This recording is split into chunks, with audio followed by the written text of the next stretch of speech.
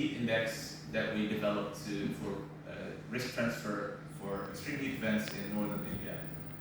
I did this together with my colleagues at Global Parametrics, but also together with some colleagues in northern India from a women's network called the Mahila Housing Trust. They're based in Ahmedabad in India. Let's have a look here.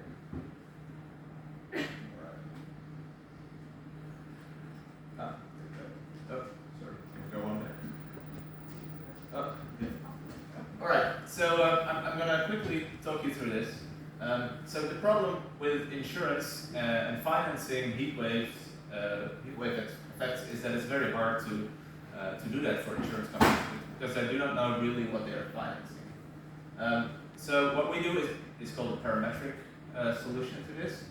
I'm going to talk a little bit about that, and I'm going to tell you how we implemented it in this Northern India case.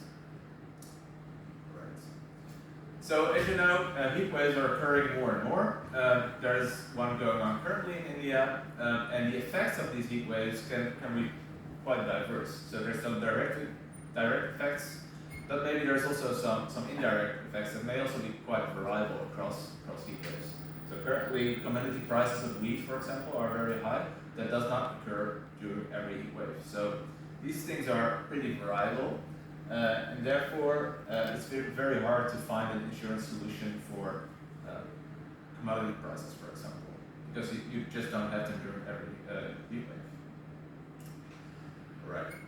So what we did is we partnered with this MHC, this women's network, and they had the request, look, we have issues during heat waves, and we want financing because we have a lot of heat wave plans and a lot of protocols, but whenever heat wave strikes, we also need resources to do that. So they basically want a climate insurance for heat waves. And the rationale behind that is that actually heat waves impact the poor and vulnerable in a different way than they affect maybe us here in Vienna, and also these impacts are more hardly or more impactful for these vulnerable people. So what we did is we created a parametric solution, and this is I'm going to show you what a parametric solution is. As opposed to traditional insurance, you insure against flood or wind storm damage, and then a claims assessor comes at the end and says, well, this was the amount of damage, this is how much money you get. This typically takes a long time, months or maybe a year or so. So what we do in parametric insurance is we do not insure losses, but we insure some index value that may be a model value. So, for example, an ERA 5, which is an atmospheric analysis value, can be the index value, and you get a payout whenever the temperature is above a certain threshold. And this is an interesting thing because you can do it very rapidly, and there's no dispute about how much the index was. And this could even be based on a forecast. So we did this based on a tropical cyclone forecast for the Philippines, and where you can get a payout before the tropical cyclone actually hits. So quickly back to this case in India, we had a look at several temperature indices, and we settled on the wet bulb globe temperature index, which is an index that's well known in science, corresponds well to human sort of physical suffering, and we calibrated and validated it for some mortality data based on Europe and some on-ground experience from the network. Came up with two versions. One is the number of days in which the daily minimum index is not dropped below 26 degrees. It's more targeted towards mortality. And the second one is the number of days in which the daily maximum index has not dropped below 31 index, which is more the daytime heat, so to say.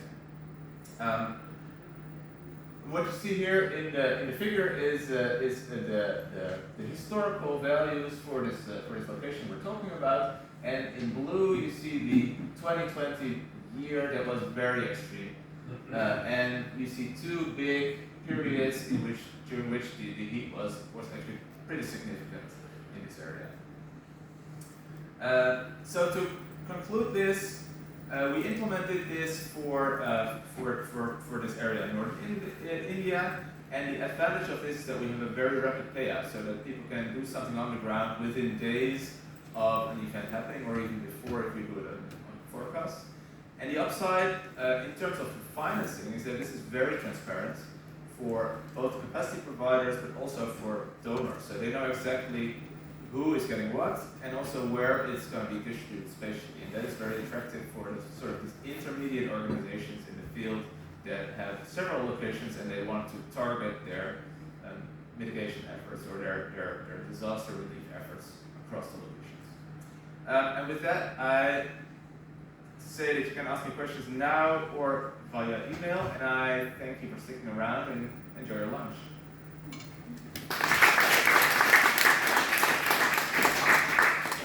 Yeah, thank you very much, Obbe. I will skip the questions, maybe get in touch personally with Obbe over lunch if you have any questions. I want to take the opportunity